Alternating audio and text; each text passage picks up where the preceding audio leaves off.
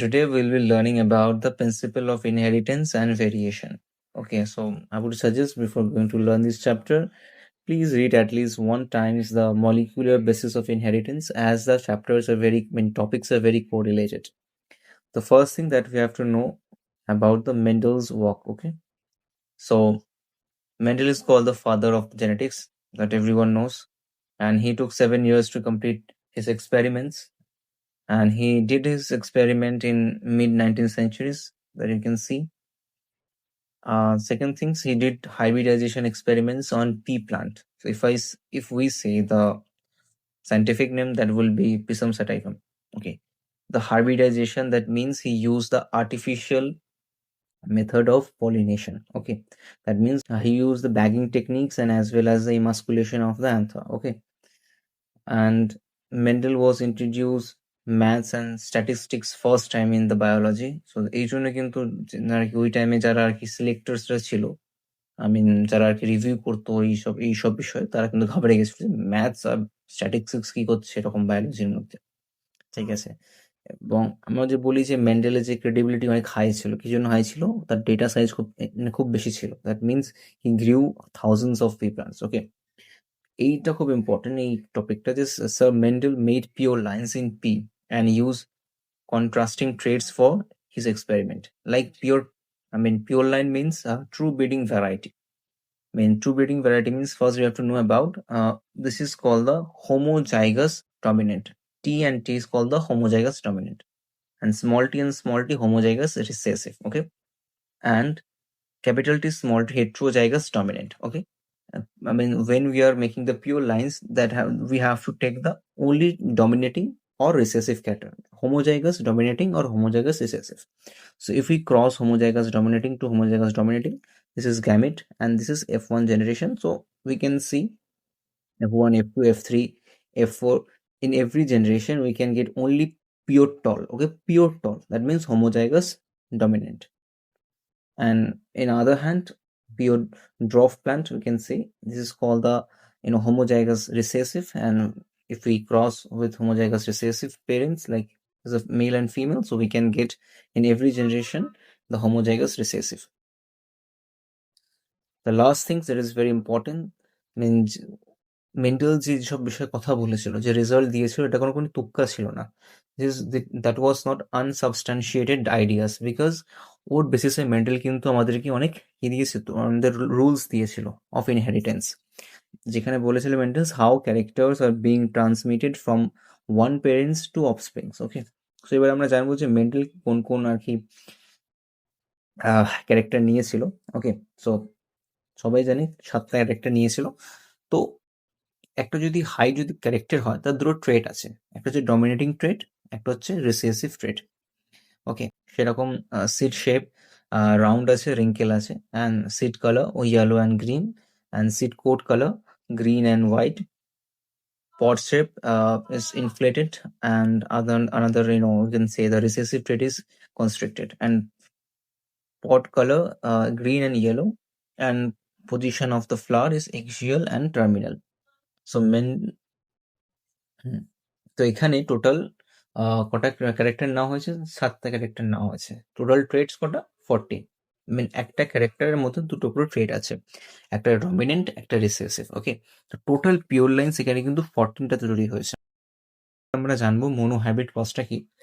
So মোনোহাইব্রিড cross হচ্ছে, এখানে 7টা character আছে, তার মধ্যে 6টা ক্যারেক্টারকে আমরা সেম নেব, সেম 6টা ক্যারেক্টারটাকে আমরা সেম নিলাম, আর একটা ক্যারেক্টারের মধ্যে আমরা কি করবো?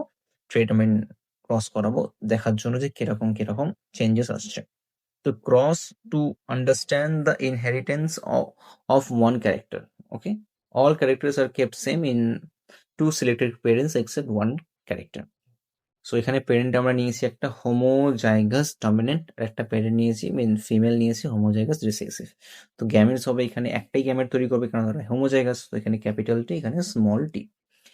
In F1 generation or in filial wall generation, we can see a heterozygous dominant character একটা তৈরি হয়েছে। ঠিক আছে, তো এখানে যদি সেলফিং করাই, তো F2 জেনারেশনে আমরা দেখতে পাবো যে এখানে একটা ক্যাপিটাল, একটা হচ্ছে হোমোজাইগাস ডমিনেন্ট, একটা হচ্ছে হেট্রোজাইগাস ডমিনেন্ট, একটা হচ্ছে আর একটা হেট্রোজাইগাস ডমিনেন্ট, একটা হচ্ছে হোমোজাইগাস রিসেসিভ।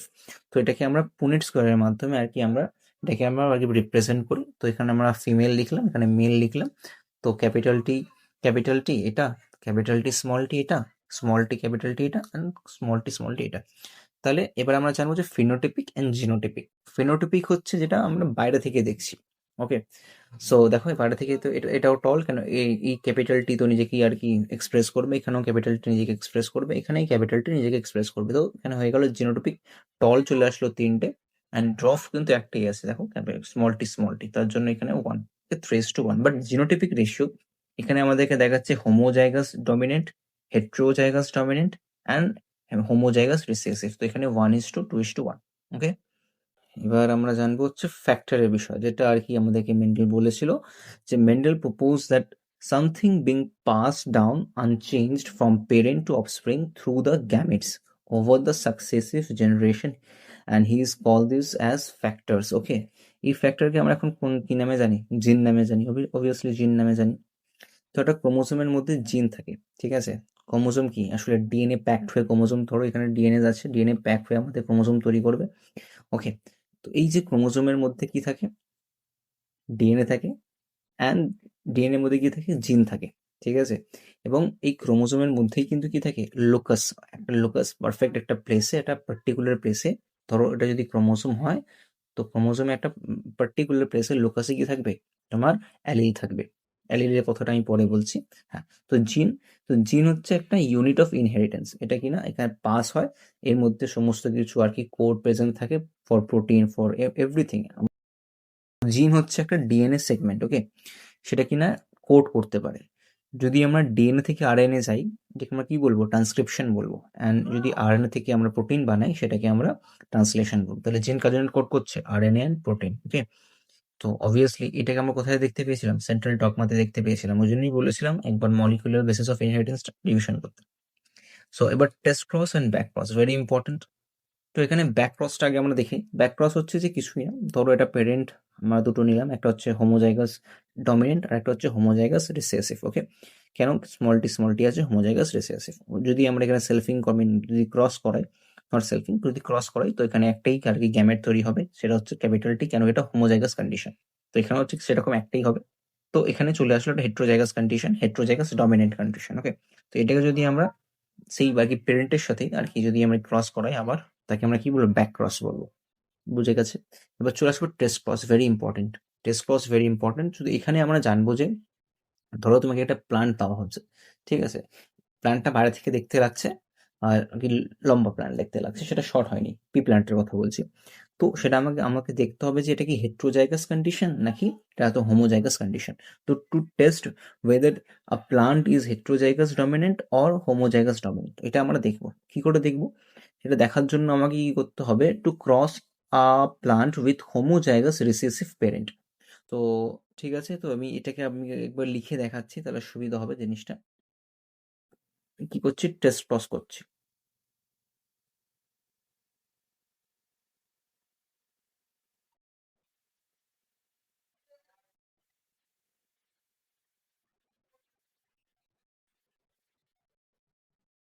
ঠিক আছে, টেস্ট ক্রস করছি, ঠিক আছে।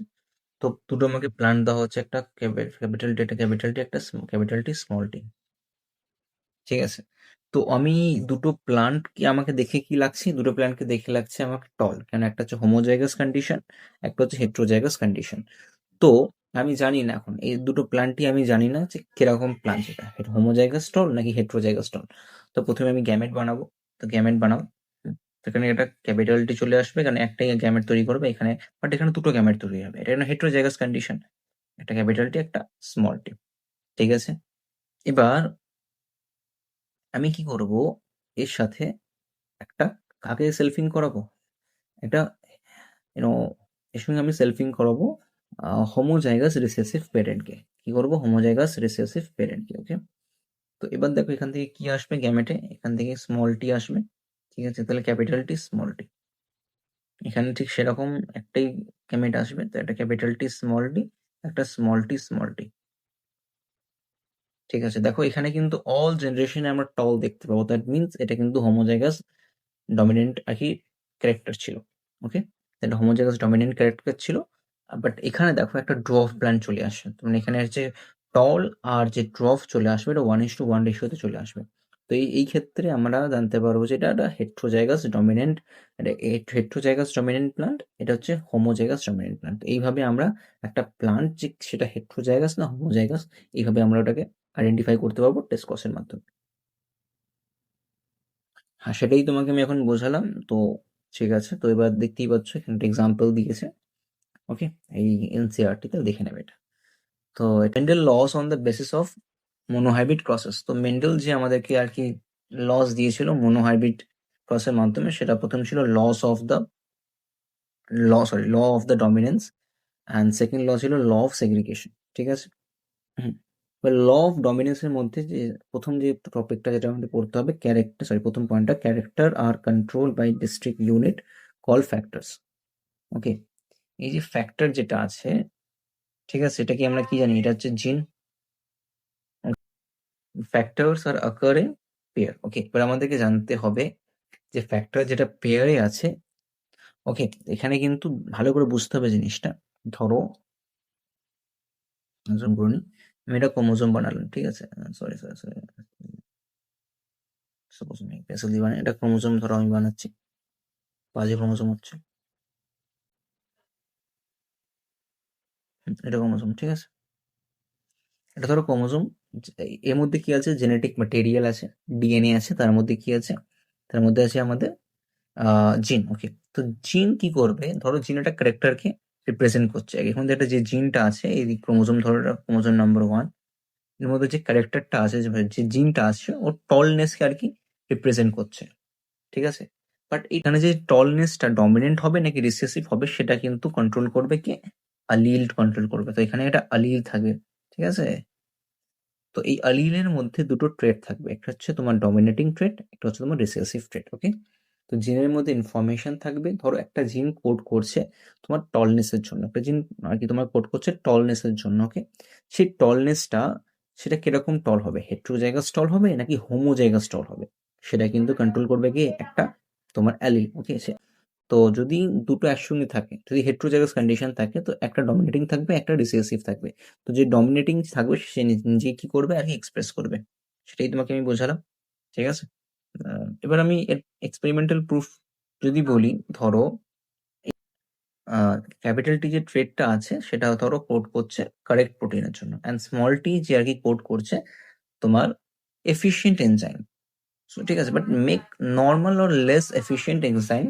ওকে, সেম প্রোটিনের জন্য দুজন কোড করছে, ক্যাপিটাল টি কোড করছে প্রোটিন যেটা কিনা কারেক্ট একদম, অ্যান্ড স্মল টি কোড করছে less efficient or make non efficient enzyme, or enzyme কি করছে, কোডই করছে। তো এই ক্ষেত্রে কি একটা চান্স ফ্যাক্টর চলে আসে, মডিফিকেশন অফ, ঠিক আছে, মডিফিকেশন একটা চান্স চলে আসছে। ঠিক আছে, এক্সপ্রেস করছে না নিজেকে। তো ওই ক্ষেত্রে কি করবে, কোনো আর কি চান্স না নিয়ে যেটা ডমিনেটিং, যেটা বেটার অপশন সেটাকে আর কি চুজ করা হবে। ঠিক আছে, এটাই আর কি তোমার প্রুফ।